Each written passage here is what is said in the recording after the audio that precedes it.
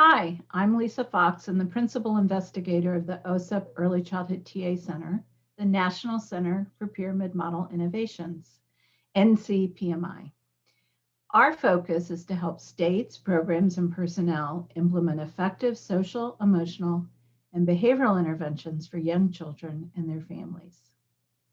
As we consider the reopening of programs, schools and program leaders must make a host of difficult decisions as they create plans to meet children and families' needs in the context of variables affecting their community.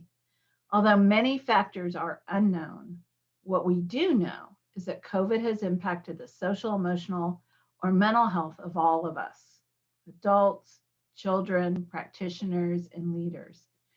Our leadership team's guide for reopening programs and the extensive collection of resources provided on challengingbehavior.org includes materials and guidance focused on ensuring the return to school can address challenging behavior and optimally support positive outcomes for young children and their families. In the pyramid model, we have recommended universal practices aligned to nurturing and responsive relationships and high quality environments, promoting social emotional competence and preventing challenging behavior. In returning to school after COVID-19, the need for these practices is even greater. For classroom practitioners, a focus must be on helping children learn new procedures or expectations that have resulted in changes in how the classroom, school, or program must operate in the time of COVID.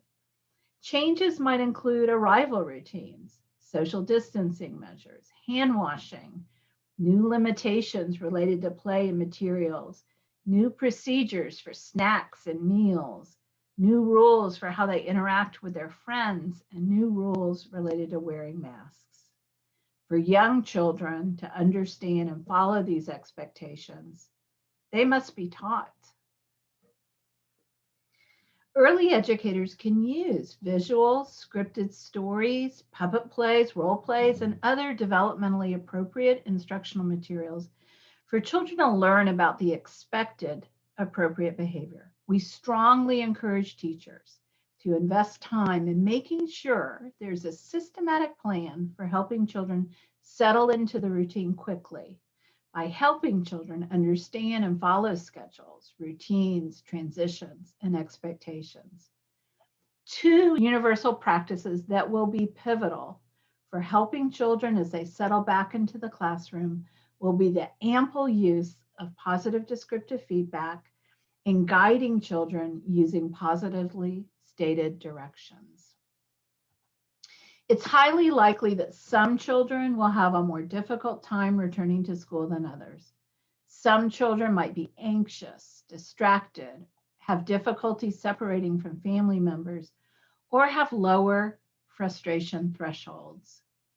We encourage practitioners to dedicate time and create opportunities for establishing relationships with each child, engaging in supportive conversations with every child to establish connections, and using strategies to help children with emotion expression and coping. Strategies that practitioners might use include offering children more choices, initially reducing expectations for time on task, checking in frequently with children about their emotional state, and providing children with ample support for difficult routines.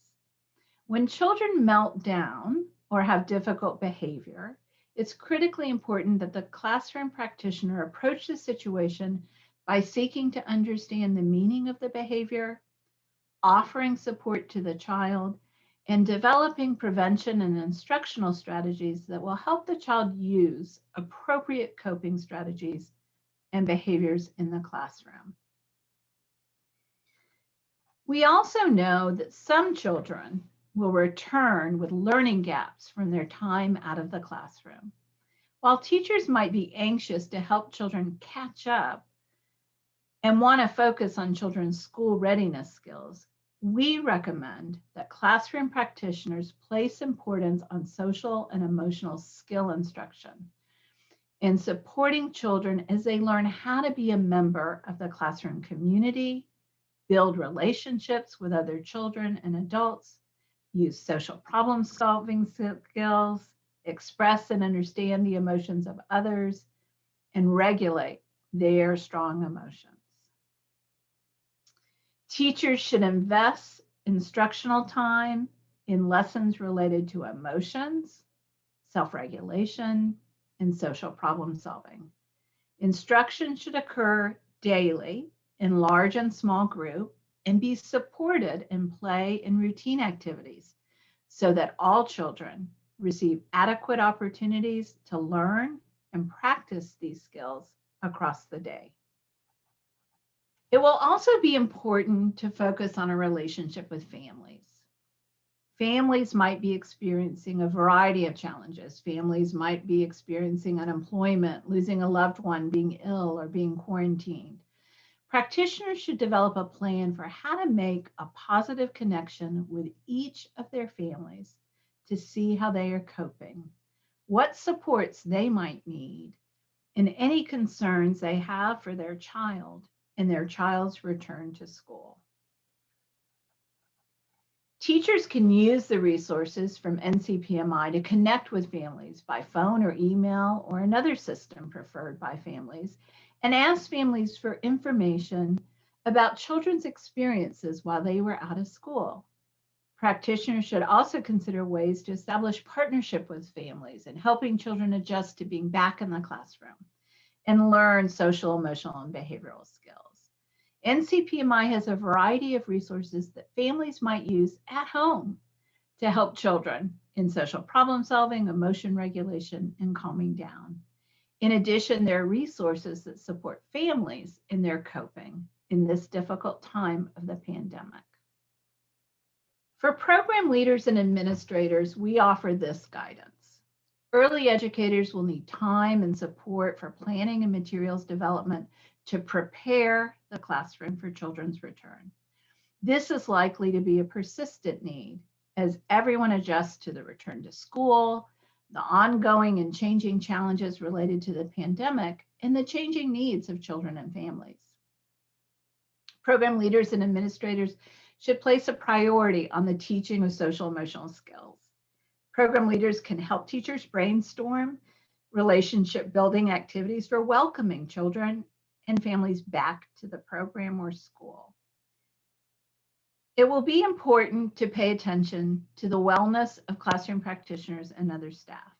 Program leaders should ask staff about their support needs as they resume teaching, ensure staffing at levels to support adequate breaks and planning time, and consider the implementation of staff wellness activities or providing information on self-care. Program administrators might survey teachers to understand their concerns about the returning to school and how to address those concerns proactively. Program leaders should determine how they can support teachers in prioritizing relationship building as they connect with families in the program, and identify strategies for practitioners to use, identify resources they might share with families, and establish procedures to support families and children when there are gaps in attendance due to illness or contact with someone who's ill. These are extraordinary times for all educators. NCPMI is ready to provide you with practical strategies and guidance to address young children's social, emotional, and behavior support needs. We hope you will explore the resources on our website and reach out to the center as we navigate the challenges posed by the pandemic together.